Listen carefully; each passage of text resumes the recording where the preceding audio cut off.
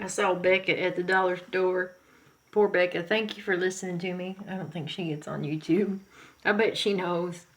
I hope she don't get fired about something because I think they've also done her wrong. And our Native American roots, hey,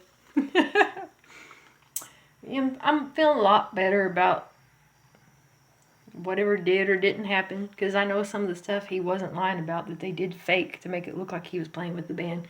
Just to clarify, I never played with no governor. I played with Sweet Rod, but still, I'm sure I could pull it together and pull a couple songs out of my rear end if I were to be included, but they're not going to allow that. And like I said, maybe it's a blessing because if they're going to shut him down from telling me the truth about something, and I know this man would never intentionally hurt me because of how I saved his life and how you don't fake the kind of love that we had. And I thought, you know what? I'm feeling like an ass because people on not Facebook. I haven't been back to Facebook since before 2017. My password wouldn't work, and then the same thing on Mystic Wix. So if anybody else has been, communicating, that ain't me. But anyway, yeah. Normally he's texted or called me by now if he's not working, and he usually stops by. So I'm feeling a little bad about that because I vented a little bit to him, but I was like, I can't believe you didn't stand up for me with this stuff. If this is how you let me find out that you were playing again and you swore you didn't want to play without me. I mean, they might have him by the balls. I'm not lying. I know some of that happened for real. I have no reason to make this up.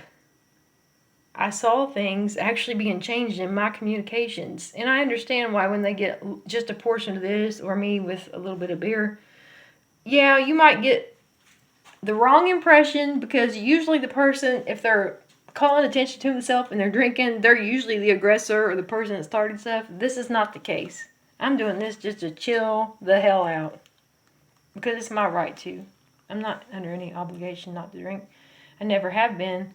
I mean, if you don't count while I was locked up or whatever. At one point, I had told them I would go to a program just to get out of jail when I was sitting there so long, but they didn't take us up on that. I got put in the state hospital for delusions and the chronic anxiety. That's a real thing. But how do they expect my anxiety to be?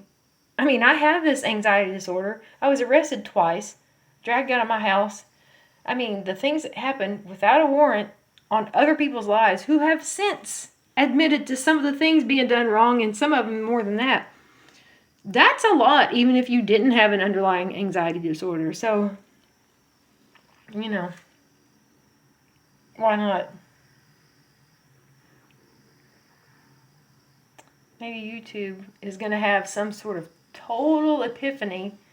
I'm sure if somebody's checking in on our stuff, if it's like the We'll Never Be Royals, you're all caught up in our love affair, like back in 2012, and I had been putting my stuff more private because of what happened after I vented anonymously about some of the stuff on my little prayer altar that I didn't think anybody was actually reading. And then when they started saying stuff, and I started putting stuff and mixed with my creative writing and this and that, and I started getting bits of that through the grapevine. When it's not a completely, not that I would lie intentionally, but I said I was going to do this and weave it with my fiction and creative writing to catch them, and I did. They started telling me stuff, so they had to be reading it. Somebody else didn't tell that story. I had to think outside the box for that. But yeah, whenever one of my kids said that they had a thread about me online, I was like outraged at that. But I was like, okay, whatever. I took one for the team with that. And now when I realize how far they are at my rear and the things they had, I'm just like, why not own it? I'm not trying to do anything wrong. I wanted the sit-down dinner family. I was not as good a cook as Davey, so he did a lot of things, and he gradually took over things in my life that he wasn't doing it for nefarious purposes, but someone else might have gotten us in that comfort zone and made it look like I needed to be taken care of. By God, I shouldn't have to be fighting this on my own with the disabilities that I do have, made worse intentionally by the people that are trying to cover their own tracks. That's why I told that one guy at the dollar store I was buying beer. I said, the Surgeon General would be buying me the beers if they only knew. I'm not even, that's a slight exaggeration, but not really. Because I never had a drinking problem, and it's not a problem. It's my way. And I realized what that one guy said, you're self-medicating. Well, so what if I self-medicate? I don't break the law with it. I don't get in trouble. I'm not under any obligation not to do so. I'd like to see some paperwork if they did, because that's somebody else's lie and forgery if it is. But yeah.